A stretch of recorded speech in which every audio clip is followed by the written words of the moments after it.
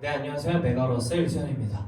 오늘은 2025학년도 수능을 대비하기 위해서 치렀던 6월 모의평가 문항 중에서 언어 매체 문항만 그 중에서도 또 언어 문항만 오늘 좀 같이 풀어보도록 할 텐데요.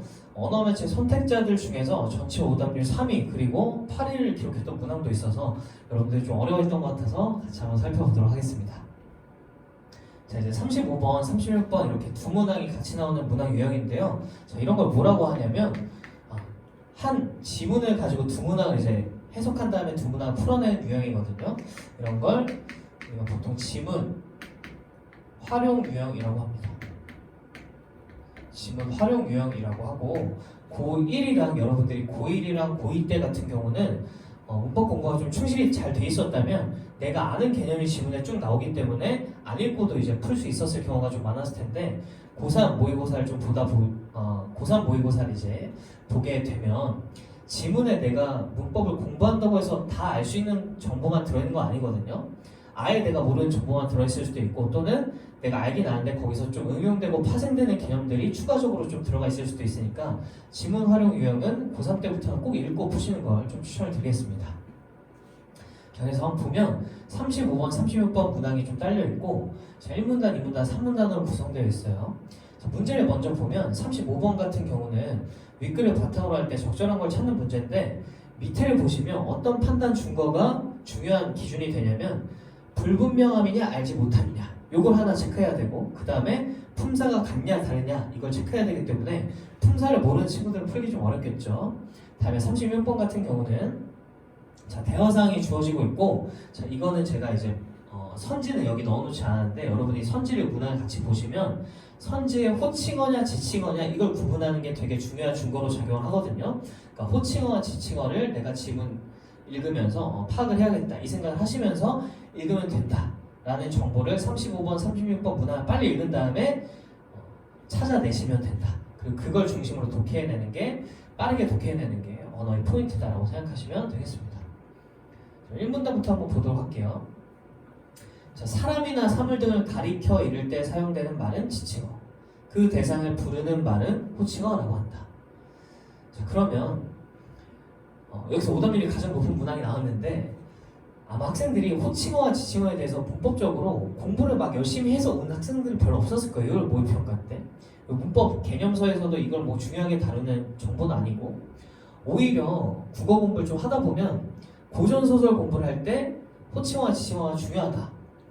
인물이 등장할 때 이 인물을 부르는 말이랑 가리키는 말이 달라질 수 있는데 그 달라지는 걸 체크하면서 이 인물이 동일 인물인지 아니면 다른 인물을 부르는 말인지 지칭하는 말인지 이런 걸 찾을 때 호칭어와 지칭어가 중요하다. 이런 말은 들어봤을 수 있을 것 같아요. 그렇죠? 그러면 우리가 호칭어와 지칭어에서 잘 모른다면 설명해주는 이 문장을 잘 보고 읽어 내려가야 되는데 독서 지문과 마찬가지로 이 지문 활용 유형도 결국 지문을 보고 문제를 푼다는 관점에서는 독서 문항이랑 똑같다고 생각하시면 되거든요. 다만 내 문법 지식에 관여할 요소가 많기 때문에 얘가 조금 더 수월하게 읽히긴 하겠죠. 근데 내가 잘 모른다면 처음에 정보를 잘 잡고 가야 돼요. 자, 지칭어가 뭐냐? 말 그대로 뭔가를 지칭하는 표현이야. 가리킬 때 사용되는 표현을 지칭어라고 한다. 자, 우리가 새로운 그냥 정의라고 볼 수도 있는데 내가 모르는 정보라면 얘는 나한테 새로운 정의가 되겠죠. 그러니까 정의가 되는 부분은 시험에 꼭 출제되니까 정의가 나오면 이렇게 표시하면서 읽는 것도 좋다. 자, 그 대상을 부르는 말을 뭐라고 하냐? 저기 보시면 호칭어라고 한다. 지칭어, 호칭어 구분이 되시죠? 가리키면 지칭, 얘를 부르면 호칭. 자, 지칭어 중에는 호칭어로 쓰이는 경우와 쓰이지 않는 경우가 있다. 자, 경우를 나누고 있는데 지칭어 중에는 호칭어로 쓰이는 경우가 있고 쓰이지 않는 경우가 있다.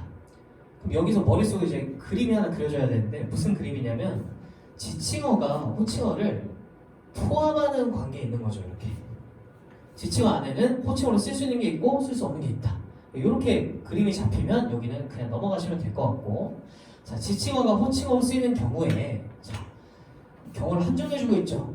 지칭어가 호칭어로 쓰일 수 있는 경우 우리 머릿속에는 이제 여러 경우의 가지수 중에 쓰이는 경우를 생각하시면 되겠죠. 그 형식이 다양하대. 그럼 이 문장을 읽고 우리 뒤에 나올 내용이 또 예측이 되죠. 형식이 다양하다는 건 지금부터 뭔가 형식에 대해서 분류해주겠다는 뜻 아니에요? 그렇죠? 그럼 형식이 다양하다라는 거에서 우리는 여기서 우리 비문학 독서 때 배운 것처럼 케이스 분류를 하려나 보다. 그러면 경우의 수를 내가 넘버링해서 나눠놔야겠다 이 생각을 하면서 읽으시면 되겠죠. 자, 단순하게는 1번이 되겠죠. 홍길동, 아버지, 당신, 여보 등과 같이 명사, 대명사, 감탄사 등의 단어로 실현된다. 언제? 지칭어가 호칭어로 쓰일 때. 그러니까 야 홍길동, 야 아버지는 아니고 아버지, 야 당신, 여보 이렇게 부를 수 있다는 거죠. 호칭어로. 또 플러스네요. 자, 케이스 두 번째인가 봐요. 그 단어에 다른 단어나 님 같은 전미사가 결합되는 복잡한 형식도 있다. 자, 지칭어가 호칭어로 쓰일 때 첫 번째는 뭐냐? 단순하게 단어로 실현되는 게 첫 번째.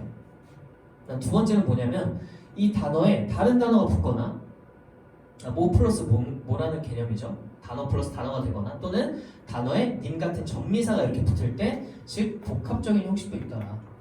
우리 머릿속에는 형식이 다양했고 두 가지 형식이 있었다. 이 정보를 머릿속에 넣고 다음으로 읽어 내려가면 되겠습니다.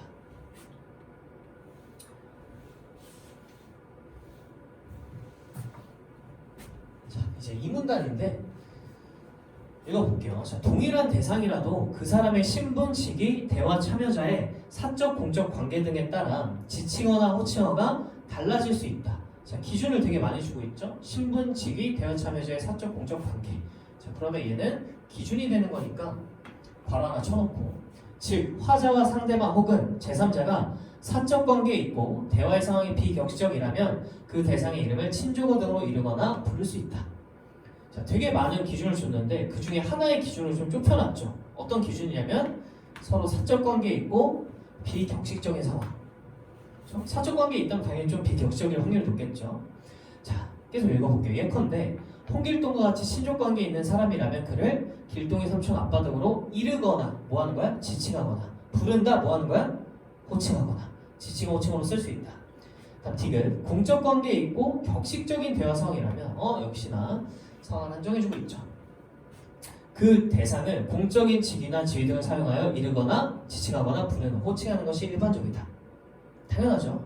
앞서 언급한 홍길동이 또 예시를 주고 있는 거지. 자, 이런 케이스에서 예시 하나 주고 이런 케이스에서 예시 하나 주고 이해하기 쉽도록 앞서 언급한 홍길동이 이사란 직위에 있다면 그를 홍이사, 홍길동 이사님 등으로 이르거나 부를 수 있다. 또한 마지막 특수한 의도를 가지고 지칭어나 호칭어를 사용하는 경우도 있다. 언제냐면 예를 들면 공적인 상황에서 친밀감을 표현하기 위해서 사적인 호칭을 쓰기도 한다. 마지막 경우도 이렇게 준 다음에 예시 하나 주고 있습니다. 자, 이제 3번 단어 가볼게요. 자, 제가 이 지문 활용 유형을 우리가 같이 보고 있는데 여기서 팁을 하나 드리면 지문 활용 유형이 되게 길게 나올 때가 있거든요. 이 정도면 되게 짧은 편이고 더 길게 나올 수도 있는데 지문 활용 유형에는 두 문제가 딸려서 나오잖아요. 그럼 그 두 문제 중에 출제자들이 이거 문항 어떻게 구분을 하냐면 여기 전체에서 두 문제를 내기보다는 얘를 쪼개서 앞부분에서 하나, 뒷부분에서 하나 이렇게 되는 경우가 되게 많아요. 근데 그거를 구분하는 방법 중에 하나는 읽다가 마지막 문단쯤에 한 편이라는 친구가 나오면 여기서부터 다른 말이 시작된다. 즉 여기서부터 한 문제가 구성이 될 거다. 이 생각을 하시면 됩니다. 그래서 내가 쭉 읽다가 한 편이라는 친구가 딱 나오기 딱 나온다면 거기서 잠깐 멈춰가지고 다시 집중해서 마지막 읽어주시면 된다. 또는 앞에가 내용이 너무 많다, 방대하다, 내가 정보 처리 못하겠다 그러면 한 편을 중심으로 얘 이전에서 문제 하나 처리하시고 여기서 다시 한번 처리하시는 것도 괜찮습니다. 그래서 한편 좀 다른 측면에서 얘기를 할 건가 봐요. 사람이나 사물 등을 지칭할 때 사용되는 말 중에는 그 대상이 특정되지 않아 호칭어로 쓰일 수 없는 말들이 있다. 자, 지칭어 안에 호칭어가 포함되는 관계였는데 호칭어로 쓸 수 없는 애들이 있대. 이들은 다시 대상을 알지 못하는 미지칭 과 플러스 대상이 정해지지 않아 불분명한 부정칭으로 나뉜다. 자, 또 이제 분류를 이양 분류를 하고 싶은 것 같은데 자, 개념이 나왔죠? 저희가 공부가 됐다면 미지칭, 부정칭 정도 알 수도 있었을 텐데 모른다고 해도 상관없어요. 여기서 미지칭의 의미를 다시 잡으면 되는 거죠. 미지칭은 뭐냐면 알지 못하는 게 미지칭이에요. 여기서 포인트는 미지, 알지 못한다. 뭐 미지의 세계에 가다. 그 그때의 미지입니다. 다음에 대상이 정해지지 않아 불분명한 부정칭으로 나뉜다. 자, 부정칭은 뭐냐면 대상이 정해지지 않은 거고 다른 말로는 불분명한 거예요. 얘가 뭐냐? 부정칭이다. 부정이 낫의 부정이 아니라 정해지지 않았다 이런 뜻입니다. 예컨대 자 예시까지 들어주고 있네요. 너희 학교는 어디야? 의 어디는 전자에 즉 미지칭인 거죠. 어디야? 몰라. 알 수 없어. 알지 못해. 다음에 어디 좀 가자. 어디는 불분명한 모르는 불분명한 정해지지 않은 곳으로 가자 이거죠.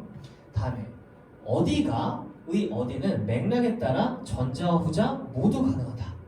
저 이거 읽으면서 이런 게 좀 평소 공부했을 때 보지 못했던 걸 수 있어요. 자, 미지칭과 부정칭을 공부할 때 이건 미지칭, 저건 부정칭 이렇게 좀 이해를 할 텐데 우리 지문에서는 맥락에 따라서 둘 다 가능한 게 나왔다는 건 문제에 좀 출제된 것 같은 느낌이 확 들죠.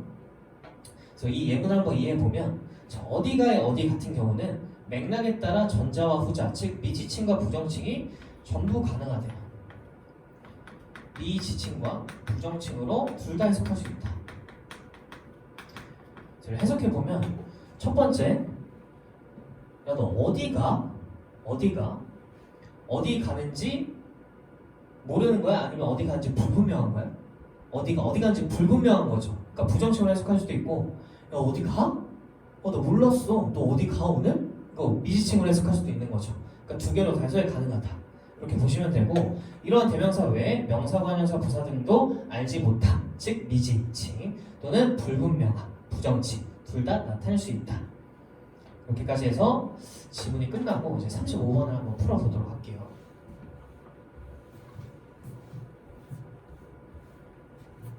자 이제 선지를 먼저 좀 확인을 하시면 물어보는 요소가 결국 미지칭이냐 부정칭이냐 이게 첫 번째고 두 번째 요소는 품사가 같냐 다르냐잖아요. 그러니까 이제 조건을 하나를 먼저 처리한 다음에 두 번째 조건을 처리하는 게 좀 순서가 빠르겠죠. 그래서 첫 번째 미지칭이냐 부정칭이냐부터 판단해보면 이 과일 한 상자에 얼마예요? 모르는 거죠. 그러니까 미지칭. 자, 두 번째 그는 무슨 일이든 척척해내니 정해지지 않은 불분명한 무슨 일이든 척척해내니 부정칭. 다음 세 번째 지리산은 언제 보아도 아름답겠지? 정해지지 않은 불분명한 때에 보아도 아름답겠지? 부정칭. 네 번째 밖에 어떤 분이 오셨어요? 누가 왔어요? 이렇게 물어볼 수 있으니까 얘도 미지칭. 이렇게 일단 기본적으로 판단하면 될 것 같고 자 이제 선지를 보시면 5번을 보시면 알지 못한과 불분명을 모두 나타낼 수 있다. 우리 이제 지문 마지막에 봤던 거죠. 미지칭과 부정칭 둘 다 가능할 수 있다. 맥락에 따라서. 근데 우리가 얘를 보면서 이 둘 다 가능하냐 아니냐를 따지는 건 생각을 좀 많이 해야 되거든요. 그 말은 뭐냐면 시간 소모가 좀 걸린다는 뜻이죠. 그러니까 너무 5번을 판단하기 위해서 미리 얘가 미지칭, 부정칭 다든지 판단하기에는 시간이 좀 아까우니까 선지 하나에서만 물어보고 있으니까 얘가 우리가 답을 선택하는데 문제가 될 경우에는 다시 한번 판단을 함이 있더라도 일단은 기본적으로 실전에서 미지칭, 부정칭 정도 간단하게 잡고 가는 게 빠를 거다. 이렇게 좀 말씀을 드리고 자 A, B, 미지칭, 부정칭 일단 묶이면 안 되죠. 불분명함을 나타내는 건 부정칭이니까 자 A에서 X 치시면 되겠죠. 2번 가볼게요. AC는 알지 못한다. 자, C가 틀렸죠? X. 자, AD. 미지칭 알지 못함을 나타내며 품사가 동일한가? 자, 이제 품사 문제까지 들어갔네요. 그럼 미지칭에다가 품사를 판단해 봅시다. 얼마예요? 뒤에 조사가 붙었죠. 그럼 체험이라는 소리고 얘는 명사겠죠. 뒤로 가볼게. 어떤 분이 오셨어요? 뒤를 수식해주죠? 근데 체험을 수식해주니까 얘는 관형사겠죠. 품사가 동일하다. 그게 아니니까 3번은 X. 다음 4번 B, C는 불분명함을 나타낸다. 부정칭 맞네요. 품사가 서로 다르다. 확인해 봐야겠죠. 자, 일은 일인데 무슨 일이든 잘하니 척척해내니 얘도 체형을 꾸며주니까 관형사가 될 거고 C를 보시면 보긴 본데 언제 보아도 자, 서술어를 꾸며주는 게 뭐죠? 품사상 부사죠. 그러니까 불분명을 나타내는 것도 맞는데 품사가 다른 것도 맞으니까 정답 4번 하고 찍고 넘어가시면 된다. 여기서 5번을 판단하려고 하면 시간 소모가 좀 있으니까 이건 나중에 엄매를 먼저 푸신다면 시간이 남았을 때 돌아와서 한 번 더 판단하시면 됩니다. 저 이제 해설이니까 같이 판단을 해볼게요. 자, B와 D는 알지 못함과 불분명함을 모두 나타낸다. 자, 물어볼 때 판단하면 되는 거야, 그치? 얘는 미리 판단할 필요까지 없는 거고 물어볼 때 판단하면 된다. 만약에 다른 선지들이 불분명함만을 나타낸다, 알지 못함만을 나타낸다 이랬다면 판단 다 해봐야죠, 그렇죠? 근데 여기서는 그냥 알지 못함을 나타낸다, 두 개가 다 돼도 저거 하나가 되는 건 별 문제가 없으니까 미리 판단할 필요 없고 5번에서 이렇게 물어볼 때 판단하시면 된다는 말씀을 한번 다시 드리고요. 자, B와 D는 알지 못함과 불분명함 모두 나타내는가. 자, B의 경우 한번 볼게요. 지금 부정침이었는데 기본적으로 판단할 때는 얘가 모르는 게 가능하냐, 야, 그는 무슨 일이든 척척해내니에 알지 못한다라는 의미를 끼워 넣을 수가 없으니까 여기서는 B가 틀렸다 이렇게 판단하시면 될 것 같고, 자, D의 경우는 이거죠. 얘도 이제 두 가지 의미로 해석이 되는데, 자, 미지칭과 부정칭 두 개로 된다. 자, 첫 번째, 밖에 어떤 분이 오셨어요? 불분명하죠. 어떤 분이 오셨어요? 부정칭으로 해석 가능하고. 다음 끝에를 올려볼게요. 제가 밖에 어떤 분이 오셨어요? 저 몰랐는데 밖에 어떤 분 오셨어요? 모르는 거니까 미지칭 되죠. 그러니까 D 같은 경우는 두 개가 다 되는데 B가 안 되기 때문에 틀렸다. 품사는 아까 미리 확인했는데 B와 D가 품사까지는 동일하긴 하죠. 그래서 저기다가 X를 그으면 문항이 풀릴 거다. 자, 다음에 36번으로 가보겠습니다.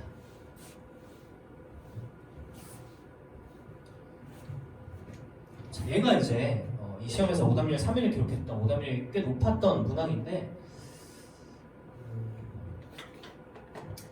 앞선 문항은 이제 미지칭, 부정칭, 품사 개념만 좀 잘 잡으면 풀 수 있었을 텐데, 얘는 지문을 읽을 때 지칭어와 호칭어를 좀 잘 구분해놓지 않았다면, 딱 첫 문장에서 그러면 좀 헤맸을 수 있을 것 같아요. 자, 간단하게 우리는 이제 이해했죠? 호칭어는 부르는 말, 지칭어는 가리키는 말. 지금 이제 선지에서 가는, 나는, 기억은, 니은은 우리가 판단할 게 너무 많으니까 이 보기에다가 미리 좀 판단해보고 갈게요. 자, 아들이 엄마를 불러. 이거 뭐야? 호칭어죠. 호칭어. 자, 쭉 이야기를 하다가 딸이 엄마, 이모도, 이모 현장이 없죠. 이모도 지칭어죠. 가리키는 말. 다가 여보세요. 김 선생님의 사생활도 생각 좀 하시죠. 여기서 얘 아빠가 말하기 전에 아들이 말했으니까 여보세요는 부르는 말이죠. 호칭어고 누구를 부르는 말이야? 아들을 부르는 말이겠죠. 여보시오, 여보세요 이렇게 잘 부르잖아요 우리. 김 선생님의 사생활도 생각 좀 하시죠. 자, 이 맥락을 파악하면서 읽으시면 김 선생님은 지칭하는 표현이고 얘는 이모를 지칭하는 표현이다. 다음에 그리고 김수진님 본인 아드님이라고 하니까 김수진님이 누구야? 엄마겠죠, 그쵸? 부르는 말이니까 얘도 호칭어가 될 거고 엄마를 부르는 말이다. 마지막 이모님, 얘는 여기 없으니까 부르는 말이 아닌 지칭어다. 이렇게 좀 판단하시고 선지로 한번 같이 가보도록 하겠습니다. 자, 1번 왼쪽에 기억이 있죠? 기억은 대상을 가리키는 호칭어 가 맞는데 마가 지칭어가 아니죠. 그래서 마의 지칭어에다가 X 치시고 호칭어로 바꾸시면 되고요. 자, 2번 니은은 지칭어 나와 바로도 확인된다. 자, 나와 바 보시면 둘 다 지칭어 맞죠? 여기까지 맞아. 비록 화자와 대상의 친족관계가 다르더라도, 자, 나와 바 부분 보시면 나의 화자는 딸이고 바의 화자는 아빠죠. 그러면 대상인 이모님과 친족관계는 다르죠? 여기까지도 맞아. 같은 형식의 지칭어가 쓰일 수 있음이 확인된다. 자, 우리가 아까 케이스 분류했을 때 형식은 다양하다 하면서 케이스 분류가 시작됐죠. 그래서 첫 번째가 단순한 형식, 두 번째가 전미사 님 또는 단어가 추가된 복합 형식이었다. 이렇게 구분했는데 여기 보시면 딱 봐도 모양이 다르죠? 여기 님이라는 전미사가 쓰였으니까 이모와 이모님은 형식이 같지가 않죠. 그래서 같은 형식의 X. 다음 3번 디귿은 공적이고 격주적인 상황? 전혀 아니죠. X. 4번에 리을은 지칭어 나가 같은 대상을 가리키는 호칭어 라. 자, 라 한번 볼까요? 라는 호칭어가 아니라 지칭어죠. X. 그럼 답은 5번이 되겠네요. 그렇죠? 5번에 미음은 화자가 친족관계에 있는 청자에게 상황에 어울리지 않는 호칭어 다를 사용하는 데서 확인된다. 자, 화자, 아빠가 친족관계에 있는 청자, 아들에게 상황에 어울리지 않는 호칭어 다. 상황에 어울리지 않죠? 여보세요는 전화할 때 쓰는 단어인데 아들한테 이제 여보세요 하는 건 어울리진 않는 거죠. 그래서 정답은 5번이다. 이렇게 보시면 되겠습니다. 자, 그래서 여기서도 제가 좀 팁을 드리면 이제 작년부터 언어 매체 시험을 볼 때 언어를 지식으로서 습득을 한 친구들이 가서 언어를 너무 많이 빨리 풀어버리면 화법 과정을 선택한 친구들이랑 공통 영역을 풀 때 좀 시간 차이가 많이 발생하기 때문에 언어 매체 시험에서도 이걸 풀어내는 시간을 좀 늘리려고 많이 노력을 하는 것 같거든요. 그래서 판단해야 될 요소들을 되게 많이 넣어놓는 형태로 이제 문제가 출제가 되는데, 거기서 시간을 세이브하려면 그냥 빨리 풀려고 생각하는 게 아니라 오히려 이렇게 정리 딱딱딱 해놓고 한 번에 풀어내는 게 훨씬 더 중요합니다. 계속 눈으로 왔다 갔다 하면서 헷갈리기 시작하면 끝도 없고 여러분들도 오답이 날 확률도 높으니까, 자, 이렇게 좀 체크하면서 푸시는 걸 추천드리겠습니다. 자, 이제 37번 그 다음 볼게요. 자, 얘도 오답률 이제 8이 문제죠. 오답률 꽤 높았는데, 오답률 꽤 높았지만, 자, 얘는 아직 공부가 안 돼서 이렇게 오답률이 높았을 거라고 생각하고, 자, 서술의 자릿수 개념 그리고 문장 성분의 개념까지 공부가 다 돼 있다면 수능에 가서는 얘가 오답률이 그렇게 높지 않을 겁니다. 그래서 이 문항이 나왔기 때문에 오늘 서술어의 자릿수를 물어보는 문제거든요. 결국에 서술어가 꼭 필요로 하는 문장 성분의 개수가 몇 개냐, 이걸 물어보는 문항이기 때문에 개념 정리 살짝 하고 문항 풀어보도록 할게요. 자, 여러분이 오늘 좀 알고 가셔야 되는 팁은 뭐냐면, 서술어의 자릿수는 결론적으로는 경우의 수가 3개밖에 없어요. 한 자리 서술어거나 두 자리 서술어거나 세 자리 서술어밖에 없습니다. 서술어의 자릿수가 뭐냐면 여기 쭉 써있죠. 서술어가 필수적으로 요구하는 문장 성분이 몇 개냐. 자, 그러면 한 자리 서술어라고 했을 때 서술어가 꼭 필요하는 문장 성분은 무조건 뭐가 들어가야 되냐면 주어가 꼭 들어가야 됩니다. 그러니까 한 자리 서술어는 무조건 주어만 필요한 거야. 두 번째, 여기도 주어는 꼭 들어가야 되고 여기도 주어는 꼭 들어가야 되고, 여기는 하나 더 추가되는 거고 여기는 2개가 더 추가되는 건데, 어떤 친구들이 여기에 추가가 될 수 있냐 옆에 써보면, 자, 주어는 꼭 들어가야 된다 그랬죠. 문장 성분 중에. 그 다음에 목적어가 꼭 들어가야 되고, 있다면 도어도 꼭 들어가야 됩니다. 이들을 문장의 필수 성분이라고 하고, 자, 여기에 뭐가 추가되냐면 플러스로 부사어 중에 꼭 필요로 하는 부사어가 있거든요. 얘를 필수적 부사어. 부사어는 원래 필수 성분까지는 아닌데 문장에서 없으면 안 되는 부사어들이 있어. 걔는 필수적 부사어라고 해서 얘까지 추가해줘야 된다. 그래서 서술어의 자릿수, 필요로 하는 문장 성분의 후보는 4개인데 최대 3개까지밖에 없다. 이건 좀 기억하시고, 자, 그 다음에 마지막으로 여기 뭐는 포함시키면 안 되냐면, 서술어는 문장에서 필수 성분이긴 한데 서술어는 포함하시면 안 돼요. 서술어는 빼고 세주는 겁니다. 자, 예를 들면 이런 거야. 서술어의 자릿수잖아. 유세훈의 친구수라고 해볼게요. 유세훈의 친구수. 그럼 내가 어디 가가지고, 야, 유세훈의 친구수 몇 명이야? 나한테 물어봤는데 내가 저 1명이요. 그래? 너 그 1명 누구야? 저요. 이렇게 말하는 거 좀 이상하잖아. 서술어의 자릿수에서 서술어 빼줘야 돼. 알았죠? 자, 이 개념으로 한번 풀어볼게요. 자, 여기도 요구하는 게 2개야. 문장 성분의 개수가 같냐, 이게 첫 번째. 그다음 종류가 같냐, 이게 2번째. 2개를 판단하도록 유도하고 있죠. 자, 첫 번째부터 가볼게요. 자, 이제 계시다, 이게 밑줄 쳐져 있는 건데, 할아버지는 형님 댁에 계시다. 자, 계시다. 누가 어디에 계시다. 몇 자리야? 2자리 필요하죠. 자, 도착한, 여기 밑줄인데 여객선이 항구에 도착하다. 얘도 2개 필요하네. 그럼 답의 후가 될 수 있으니까 문장 성분까지 따져봐야겠죠. 누가, 주어는 불거 들어간다 그랬죠. 어디에, 필수적 부사어네요.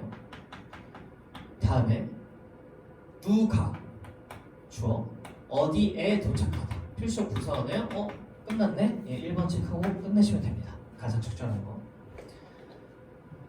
그래서 오답률이 4번이 높았는데 그래도 정답이 더 찍은 친구들이 많잖아요. 만약에 4번이 1번으로 가고 1번이 4번으로 갔으면 조금 오답률이 더 높아졌을 거예요. 1번은 그냥 답이라고 찍고 넘어간 친구가 좀 있었을 거기 때문에. 자, 오답률 높았던 것부터 볼게요. 자, 이제 되다와 아니다인데, 되다와 아니다 나온 순간 학생들 공부한 친구는 기뻤을 거예요. 나 이거 알아. 되다 아니다 앞에 이가 나오면 보어다.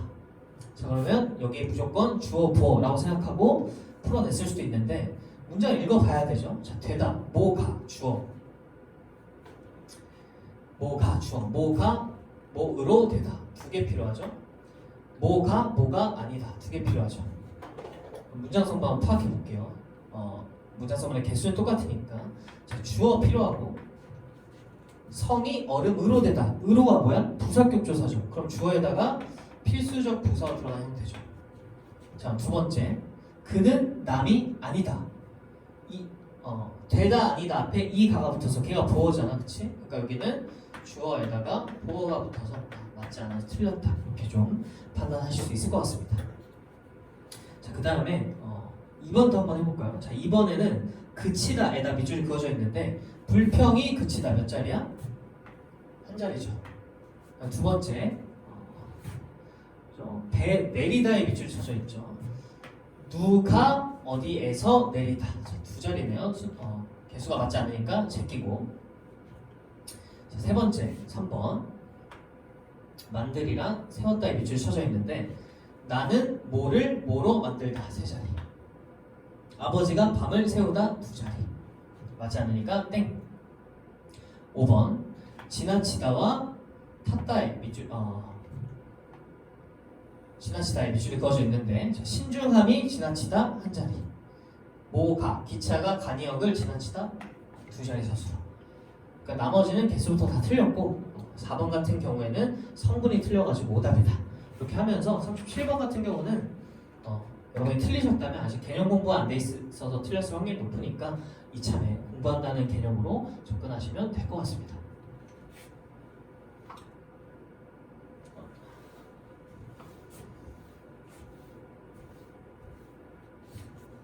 다음에 38번 한번 볼게요.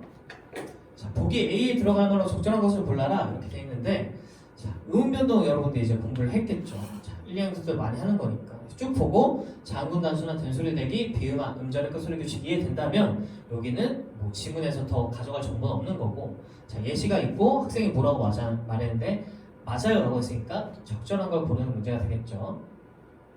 자, 한번 해보도록 하겠습니다.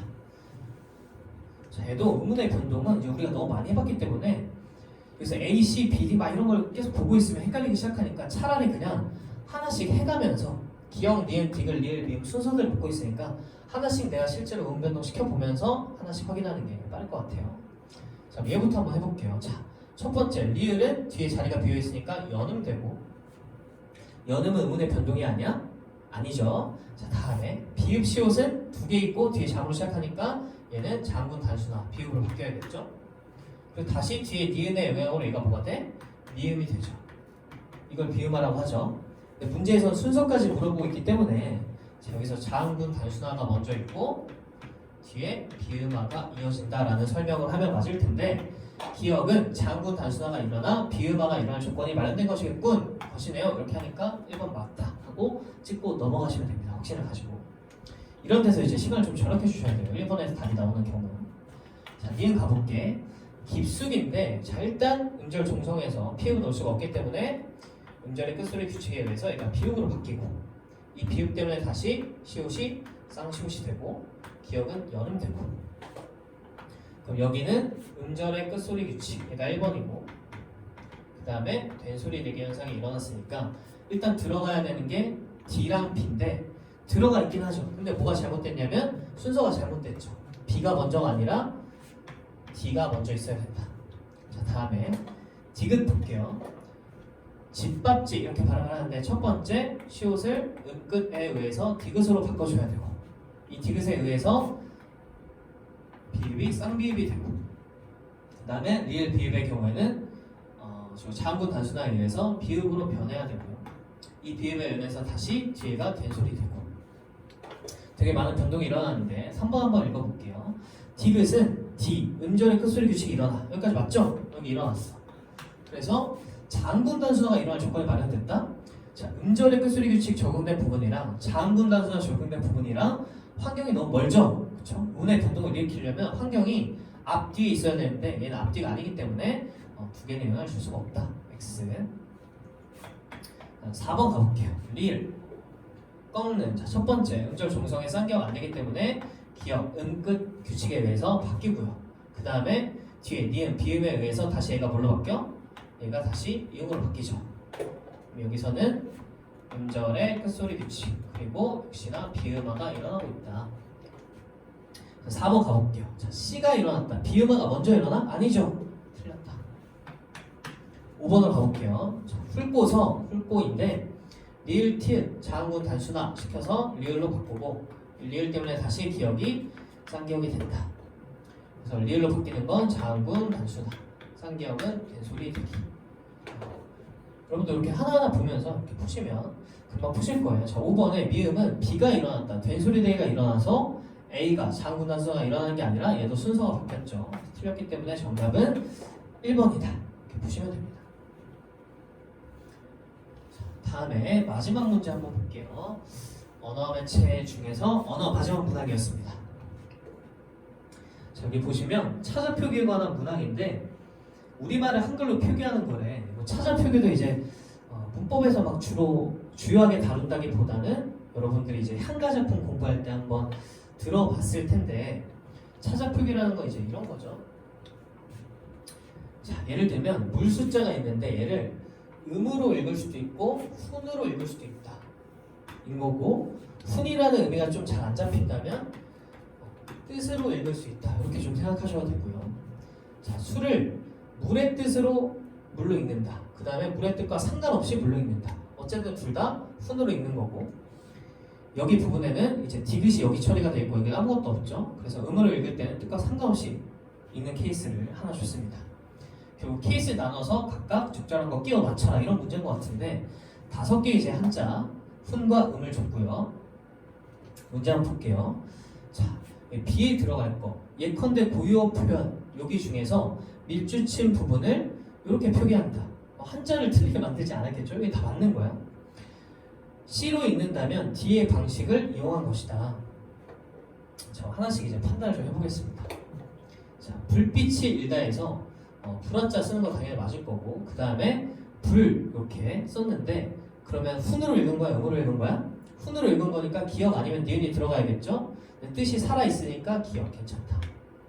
그 다음에 2번 같은 경우 진흙에서 훈으로 읽은 거죠. 역시나 그럼 기역 아니면 니은이어야 되는데 흙이라는 의미가 살아있으니까 여기도 맞다.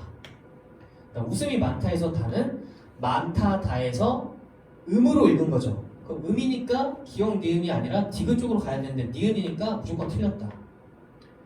근데 의미가 살아있냐라고 봤을 때 자, 헷갈리기 위해서 일부러 출제자 많다라는 예문을 준 건데 다까지만 비추쳐져 있잖아. 그러니까 다에 많다라는 의미가 있냐라고 봤을 때 많다라는 의미가 없기 때문에 얘는 디귿으로 가져야겠죠. 괜찮나요? 다음에 4번 시옷을 적다해서 옷 으자 얘는 뭘 쓴 거야? 훈을 쓴 거죠. 옷 으자니까 그러니까 기역 니은 중에 있어야 되는데 여기서는 뜻과 상관없이 옷이라는 뜻과 시옷은 전혀 상관없잖아요. 그러니까 니은으로 가는 게 맞겠죠. 다음에 찬물을 담다해서 을은 새 을자니까 음으로 읽은 거죠. 음으로 읽은 거니까 이제 디귿 아니면 저 빈칸으로 가야 되는데 찬물 을의 을이 new 새라는 뜻이랑 전혀 상관없기 때문에 얘도 디귿으로 가는 게 맞다. 그래서 정답은 3번을 고르면 되는 문항이었습니다. 네.